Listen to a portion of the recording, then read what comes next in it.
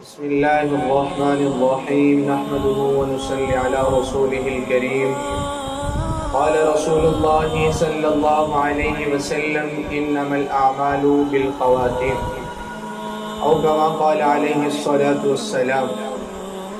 رسول پاک صلی اللہ علیہ وسلم کا مبارک فرمان ہے کہ بے شک تمہارے اعمال کا دار و مدار تمہارے خاتمے پر ہے۔ مسلمان پوری زندگی نیکیاں کرتا ہے، یہ نیکیاں قبول ہیں یا قبول نہیں ہیں اس کا پتہ ہمیں خاتمے پر چلے گا۔ اگر ہمارا خاتمہ اچھا ہے تو سمجھ لیں ہماری نیکیاں بھی قبول ہیں، ہمارا ایمان بھی قبول ہے۔ اگر ہمارا خاتمہ اچھا نہ ہوا تو پھر ہماری نیکیاں قبول نہ ہوئی، کیونکہ ہمارے جتنے اعمال ہیں ان کا پتہ خاتمے پر چلے گا۔ تو اس لیے کچھ ایسے اعمال ہیں کہ ہم سب کا خاتمہ اچھا ہو جائے۔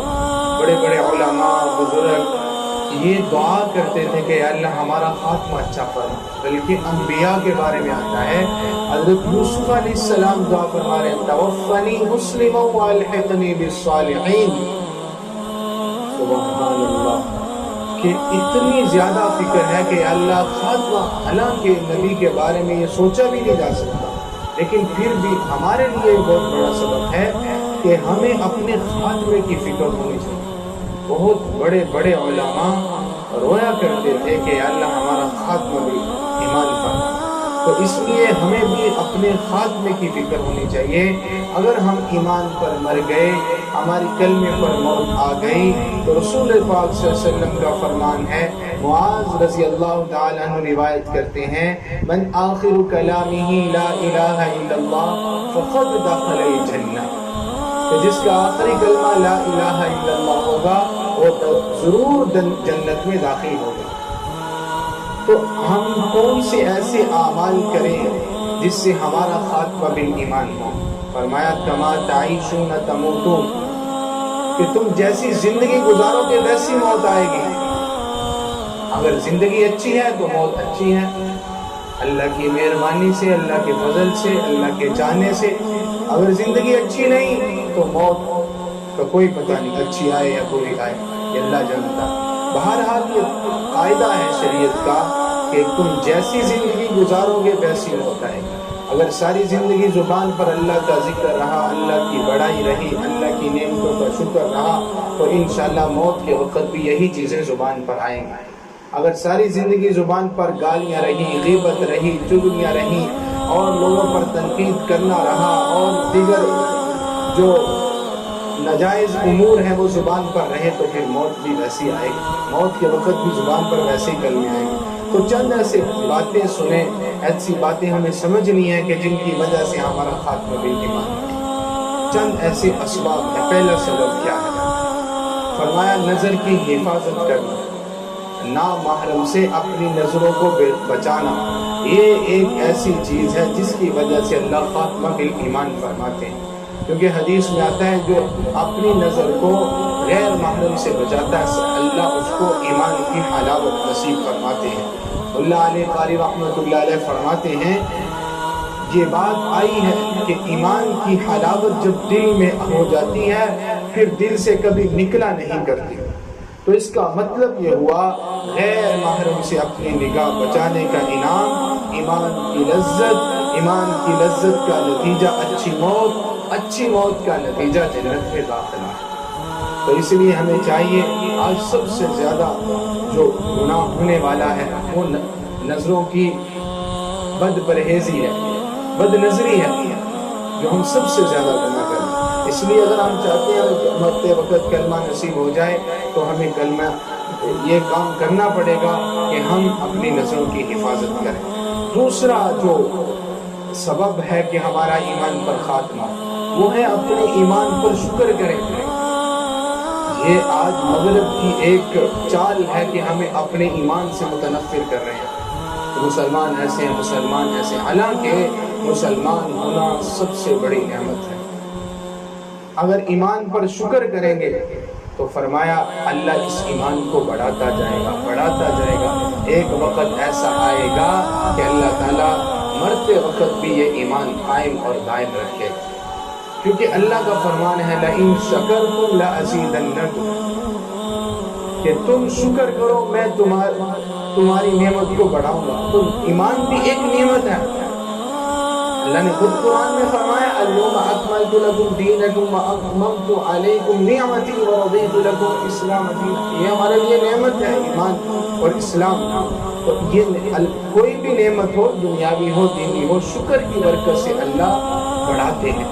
اور اللہ نے ایک اور جگہ پر ارشاد فرمایا ما یفعل اللہ بعذابکم ان شکرتم وآمنتم وکان اللہ شاکرا علیما، کہ اللہ تعالیٰ تمہیں عذاب دے کر کیا کرے گا، تم شکر کرو، ایمان لے آؤ۔ ہاں شکر کرنے کی وجہ سے یہ بات ہوگی وکان اللہ شاکرا علیما، اللہ تمہاری قدر ضرور کرے گا۔ تو اگر ہم اپنے ایمان پر شکر کرتے رہے تو انشاءاللہ ہمارا خاتمہ بالایمان ہوگا۔ تیسری چیز جو سنیے کہ ایمان ہمارا خاتمہ بالایمان ہو، ہمارا خاتمہ اچھا ہو، وہ ہے صدقہ خیرات کا۔ فرمایا ان الصدقۃ لتطفئ غضب الرب وتدفع میتۃ السوء، کہ صدقہ اللہ کا غصہ ٹھنڈا کرتا ہے اور بری موت سے بچاتا ہے۔ تو یہ تو بری موت سے صدقہ بچا رہے ہیں، اس لیے کثرت سے صدقہ کرنا چاہیے۔ ایک حدیث میں آتا ہے جو اللہ کے راستے میں مال دیا جاتا ہے اللہ اس کا بدل بھی ضرور دیتا ہے، اور قرآن میں ہے وما انفقتم من شیء فهو یخلفہ، جو تم میرے راستے میں کچھ بھی خرچ کرو گے اس کا بدل دوں گا۔ تو صدقہ دینے کا ایک فائدہ یہ ہے کہ اس کا بدل ہمیں ملے گا، اللہ بدل بہت بہترین دیتا ہے۔ من جاء بالحسنۃ فلہ عشر امثالها، اور صدقہ جو ہے بری موت سے بچاتا ہے، اس لیے ہمیں چاہیے کثرت سے صدقہ کیا کریں۔ ایک اور سبب ہے جس سے ہمیں موت اچھی آئے گی، فرمایا وہ اللہ رب العزت سے محبت کرنا، یحبہم ویحبونہ، وہ جس سے محبت کرے گا اور وہ اس سے محبت کرے گا۔ علماء نے لکھا ہے جو شخص دنیا میں اللہ رب العزت سے محبت کرے گا وہ آخرت میں دشمنوں کی قطار میں کبھی بھی شامل نہیں ہو سکتا۔ اسی طرح حسن خاتمہ کی ایک دعا ہے اللہم بارک لی فی الموت وفی ما بعد الموت، اس دعا کی برکت سے بھی اللہ خاتمہ بالایمان فرماتا ہے۔ اسی طرح قرآن میں سورۃ آل عمران میں دعا ہے ربنا لا تزغ قلوبنا بعد اذ ہدیتنا وہب لنا من لدنک رحمہ انک انت الوہاب۔ مفسرین فرماتے ہیں کہ اس دعا کی برکت سے دو فائدے ہوں گے، ایک اللہ دین پر استقامت دے گا وَهَبْ لَنَا مِن لَدُنْكَ رَحْمَةً إِنَّكَ أَنْتَ الْوَهَّابُ، دوسرا فائدہ کیا ہوگا، اللہ مرتے وقت ایمان کی سلامتی نصیب کرے گا۔